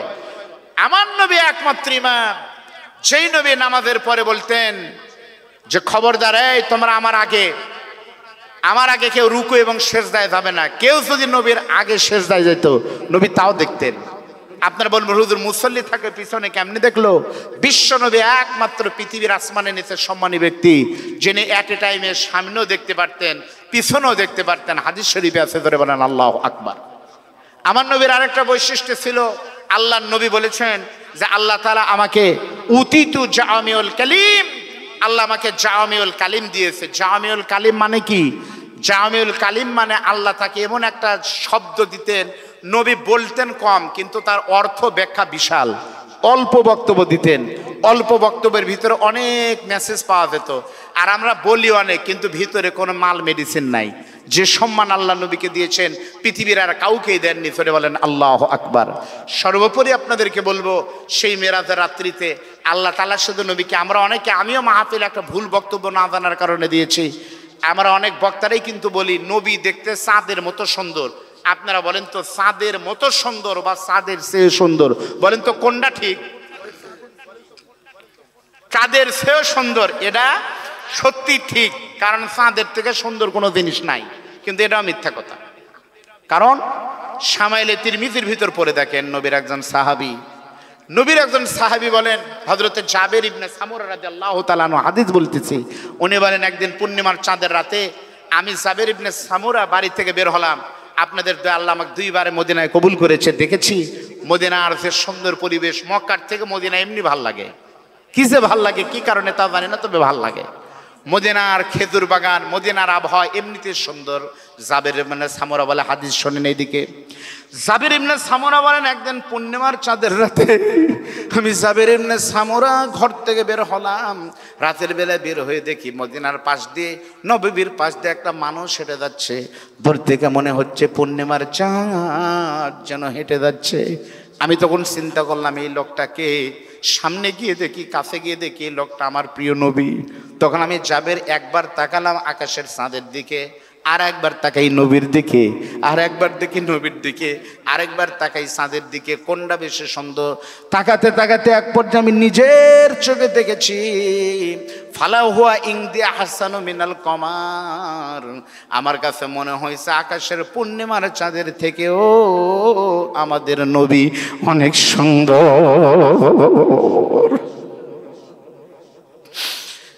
বিবি জানে সব খবর। নবীর বিবি আমার মা উম্মাহাতুল মুমিনিন বলেছে, শোনো, ইউসুফ নবী পৃথিবীর শ্রেষ্ঠ সুন্দর নবী ছিল। ইউসুফ নবীকে দেখতে গিয়েছে, নারীরা হাতের আঙুল কেটেছিল। ওই নারীদেরকে যদি আমার স্বামীর সামনে বসে দেওয়া যেত, তোমাদের নবীকে দেখতে গিয়ে ওই নারীরা আঙুল কেটে না, তারা কলিজা কেটে দিত, টের পাইতো না। করে বলেন আল্লাহু আকবার। হযরত সালমান ফার্সির ঘটনা, মুসলমান হওয়ার ঘটনা আপনারা জানেন। সালমান ফার্সি ছিলেন হিন্দু, আগুনের পূজা করত, হিন্দুদের থেকেও খারাপ আগুনের পূজা করে। সালমান ফার্সি কিন্তু কাফেরের সন্তান, আপনারা জানেন না, অনেকে আলেম ওলামা জানেন। তো সালমান ফার্সি একদিন দেখে খ্রিস্টানেরা নামাজ পড়তেছে, তখন খ্রিস্টান ধর্মই শ্রেষ্ঠ ধর্ম ছিল ইসলাম আসার আগে। হযরতে সালমান তখন তার বাবার কাছে গিয়ে বলতেছে, বাবা আমি আগুনের পূজা আর করবো না, আমি নামাজ পড়বো, খ্রিস্টান হব। তার পিতা বলতেছে, খবরদার, খ্রিস্টান হওয়া যাবে না। কিন্তু সালমান ফার্সি গোপনে খ্রিস্টান হলেন, বাড়ি হলো ইরাকে, তিনি খ্রিস্টান হয়ে চলে গেলেন সিরিয়াতে। ধরে বলেন সুবহানাল্লাহ। সিরিয়াতে গিয়ে খ্রিস্টান পাদ্রীর সেবা করতেন। সেবা করতে করতে ওই খ্রিস্টান পাদ্রী, খুব গুরুত্বপূর্ণ কথা খেয়াল করেন, মারা গেল। এরপর তিনি চলে গেলেন ইরানের মাসুল শহরে। গিয়ে তিনি খ্রিস্টান আরেকজন পাদ্রীকে বললেন, যে ওস্তাদ আপনি মারা যাওয়ার পরে আমি কার কাছে যাব? খ্রিস্টান পাদ্রী তখন বলতেছে, এই বাটা আব্দুল্লাহ, তা আল ইলাইয়া আব্দুল্লাহ, কাছে আসে, শোনো, আমি মারা যাওয়ার পরে খ্রিস্টান ধর্ম নাই হয়ে যাবে, এরপরে নতুন ধর্ম আসবে, পৃথিবীর শ্রেষ্ঠ ধর্ম ইসলাম, আর পৃথিবীর শ্রেষ্ঠ মানুষ মুহাম্মদুর রাসূলুল্লাহ আসবে। খ্রিস্টানের কাছে না, তুমি তার কাছে গিয়ে মুসলমান হবে, উনি তোমাকে জান্নাতে নিয়ে যাবে। একটা আওয়াজ দিয়ে বলেন সুবহানাল্লাহ। হযরতে যায় মানে কি বলে, সালমান তখন বললেন যে, ও খ্রিস্টান নেতা, তাহলে মোহাম্মদকে চিহ্ন কেন? তখন বললেন যে নবীকে চেনার 4টা চিহ্ন আছে, হাদিস বলতেছি। 1 নম্বর চিহ্ন, তিনি যে দেশে আসবেন ওই দেশে চতুর্দিকে খেজুরের বাগান থাকবে, সুন্দর এলাকায় আসবেন। আর 3 নম্বর, তার ব্যক্তিগত যোগ্যতা থাকবে 3টি। প্রথম নম্বর যোগ্যতা, যিনি নবী হবেন তার প্রথম যোগ্যতা হলো তিনি সৎকার কোনো জিনিস, দানের কোনো জিনিস খাবে না। খেয়াল করেন, প্রথম বৈশিষ্ট্য কি? দানের কোনো জিনিস। আর 2 নম্বর খেয়াল করবে, হাদিয়া দিলে খাবে, যাকাত না। আর 3 নম্বর, তার ঘাড়ের ভিতরে মোহরে নবুয়তের সিল থাকবে। ধরে বলেন আল্লাহু আকবার। আপনাদের মেহমান চলে এসেছে, আলহামদুলিল্লাহ বলেন। আপনারা খুশি না বেদার? এই সম্মান কোরআনের কারণে ভাই, নিজের উপজেলার মানুষ নিজের উপজেলায় এত সমাদৃত হয়। সত্যি বলতেছি, বাংলাদেশ অনন্য উদাহরণ মুফতি মাওলানা ফজলুর রশিদ, বলেন আল্লাহু আকবার। এই কাহালুর সন্তান, কাহালুর মাটিতে তার জন্ম, কাহালুর বক্তা আজকে আপনাদের ঘরের ছেলে ঘরে ফিরেছে। আপনারা একটু জোরে তাকবীর দেন তো সকলে মিলে, লিল্লাহে তাকবীর। যারা দেননি সবাই মিলে লিল্লাহে তাকবীর। আলহাজ মুফতি মাওলানা বদরুল রশিদ সাহেবের আগমন, লিল্লাহে তাকবীর। আলহামদুলিল্লাহ বলেন। প্রিয় ভাইয়েরা, আপনাদের মেহমান চলে এসেছে, তারপরেও মেহমান আছে আমার স্নেহাস্পদ ছোট ভাই মেহেদী হাসান। নবী বলেন, মান লাম ইয়ারহাম সাগিরানা ওয়া লাম ইয়াকির কাবিরানা ফালাইসা মিন্না। যারা ছোটদেরকে সম্মান করে না, বড়দের ইজ্জত করে না, তারা আমার উম্মত না। আজকে দেখেন আমাদের স্নেহাস্পদ মেহেদী হাসান, মেহেদির কারণে এত বড় বড় বক্তা আসতেছে, আলহামদুলিল্লাহ বলেন। এই জোগাড় পাড়া আল্লাহ যেন আরো ইজ্জতের সাথে তাকে কবুল করেন, গ্রামকে কবুল করেন। মেহেদী হুজুরকে বলেছে যে, চাচা আপনাকে প্রধান বক্তা করি। উনি বলেছেন, না, কাহালু আমার বাড়ি, কাহালু আমার বাড়ি না। মাওলানা আজিজুর রহমান যতই বড় বক্তা হোক, কিন্তু কাহালু বক্তা, কাহালু তার বাড়ি আরো বাড়ি। উনি বলেছেন, না, আব্দুল খালিক শরীয়তপুরি ভাই আমার বাড়িতে আসতেছে। এই সম্মান দেওয়ার কারণে যে যত বিনয় হয়, আল্লাহ তার ইজ্জত তত বাড়ায় দেয়। জোরে বলেন আল্লাহু আকবার। আর আমাদের মতো অনেক বক্তা আছে, বলে অমুককে কেন নিছেন জানেন না, তার থেকে আমার কামেল 2 বার বেশি করা আছে, তার থেকে শিক্ষিত আমি কম, ওনার সাথে মজ করব না। প্রিয় ভাইয়েরা, আসেন আজকে সবাই মিলে আমরা শিখি। আল্লাহ তাআলা আমাদের আজকের এই প্রোগ্রামকে কবুল করুন। মিডিয়ার ভাইয়েরা সব আমি শেষ করতেছি 1 মিনিট। হযরতে সালমান ফার্সি রাদিয়াল্লাহু তাআলা আনহু খুঁজতে খুঁজতে মদিনায় গেলেন। খেয়াল করতেছেন, যিনি নবী হবেন তার বৈশিষ্ট্য কয়টা হবে বলেন? 1 নম্বর, জাকাত খাবে না, সদকা খাবে না। 2 নম্বর কি? হাদিয়া খাবে। মিডিয়ার ভাইদের জন্য 1 মিনিট সময় দিলাম, এজন্য আমি 1 মিনিট বলতেছি, আপনারা রেডি হন, তারপরে ডাল লাগাবেন না। 3 নম্বর হলো, তার ঘাড়ের ভিতরে মোহরে নবুয়তের সিল মারা থাকবে, গোশতের ভিতরে। সুবহানাল্লাহ বলেন। হযরতে সালমান ফার্সি নবী পরীক্ষা করার জন্য গেলেন কিছু খেজুর নিয়ে, মদিনার খেজুর নিয়ে বলতেছে, ও মুহাম্মদ, আমি আপনার জন্য সৎকার খেজুর এনেছি, একটু খান। আল্লাহ নবী তখন পরীক্ষা করতেছে, বলতেছে, আমি খাবো না, সাহাবীদের দিয়ে দাও। তখন উনি বুঝলেন ইনি তাহলে 1 নম্বরে পাস। 3 দিন পরে কিছু খেজুর নিয়ে বলতেছে, ও ও মোহাম্মদ, এটা আমার বাগানের খেজুর। নবী বলতেছে আলহামদুলিল্লাহ, আমার খেতে বাধা নাই, মুখে দিলেন। সালমান বললেন তাহলে দ্বিতীয় পরীক্ষায় পাস, এবার রাখবে মোহরে নবুয়ত আল্লাহর পক্ষ থেকে। আল্লাহর নবী একদিন পোশাক পরে এসেছেন, দুইটা চাদর, পরনে একটা চাদর, গায়ে একটা চাদর। হাদিসে আছে আল্লাহর নবী ওই দিন একটা সাহাবী মারা গিয়েছেন, জান্নাতুল বাকিতে তার কবর দেওয়া হবে, পাশেই তো নববীর পাশে। তখন সালমান চিন্তা করছে আজকে চাদর গায়ে দিয়ে নবী এসে আজ দেখবো পিছনে ওই সিল আছে কিনা। আল্লাহর নবীর পিছনে গিয়ে খালি হাঁটতেছে, নবী তাকে দেখানোর জন্য চাদরটা দেখেন আমার দিকে, বিশ্ব নবী খেয়াল করছে ছেলেটা এই জন্যই ঘুরতেছে। নবী তো জানেন, নবী আমার আস্তে করে চাদরটা যখন নামায় দিয়েছে, হযরতে সালমান ফার্সি পিছন থেকে দেখে বিশ্ব নবীর সুন্দর চেহারার ভিতরে দুই কাঁধের মাঝখানে কবুতরের ডিমের মতো একটা নূর চমকাচ্ছে আল্লাহর পক্ষ থেকে। ওই নূরের নামে হলো মোহরে নবুয়ত। জোরে বলেন আল্লাহু আকবার। সালমান ফার্সি এই দৃশ্য দেখে নিজেকে আর কন্ট্রোল করতে পারলেন না, এক দৌড়ে নবীকে বুকের ভিতরে নিয়ে কপালে চুমু দিয়ে বলি, ইয়া রাসূলুল্লাহ, আমি আসলে সাধারণ মানুষ না, আমি ছিলাম আগুনের পূজা করতাম, সেখান থেকে খ্রিস্টান হয়ে ইরাক থেকে শুধু ভালো ধর্মের সন্ধানে গিয়েছি মিশরে, সিরিয়াতে, সেখান থেকে ইরানে, সেখান থেকে মদিনায় এসে আপনাকে খুঁজে পেয়েছি, আপনি আমাকে মুসলমান বানায় দেন। তিনি হলেন সেই সালমান ফার্সি যার পরামর্শে আপনারা জানেন সেই চারদিকে মদিনার চারদিকে পরীক্ষা খনন করা হয়েছিল। ভাইরা আমার, পরীক্ষিত প্রমাণিত আমার নবী পৃথিবীর শ্রেষ্ঠ মানুষ। সুতরাং ও বীর কেদারের ভাইরা, কোন নেতার পিছনে স্লোগান দেন, কোন নেতার পিছনে পোস্টার মারবেন? সেই নবী নাই, সাহাবী নাই, তাবি নাই, তাবেই নাই, সেই আল্লাহর কোরআন হাদিস আর নবীর উত্তরসূরি আলেমরা রয়েছে। এক কথায় হলো আলেমরা যেখানে আমরা থাকবো সেখানে, মসজিদ থেকে রাষ্ট্রভবন পর্যন্ত আমাদের পথ চলা যেন আলেমের সাথে হয়। বলেন আল্লাহু আকবার। জোরে বলে গেলাম, আলেম ছাড়া জাহেলের সাথে আপনারা গেলে যাবেন, আমি জান্নাতও থাকতে চাই না। কেন? কারণ আলেমদের ছাড়া অন্য কোনো মানুষের জান্নাত, এটা সাদ্দাতে জান্নাত হবে, আসল জান্নাত হবে না। সেজন্য আলেম ওলামা যেখানে, আল্লাহ কবুল করুন, বলেন আমিন। আসসালামু আলাইকুম ওয়া রাহমাতুল্লাহি ওয়া বারাকাতুহু। লিল্লাহে তাকবীর, নারে তাকবীর। আলহামদুলিল্লাহ, চমৎকার আলোচনা করে আমাদেরকে মুগ্ধ করেছেন আমাদের প্রিয় বড় ভাই ডক্টর মাওলানা আব্দুল বারী রশিদি। আমরা প্রিয় ভাইয়ের জন্য কলিজা থেকে দোয়া করছি, আল্লাহ পাক যেন তার এই কণ্ঠকে সারা বিশ্বের জন্য কবুল আর মঞ্জুর করুক। সকলে বলি আমিন। সম্মানিত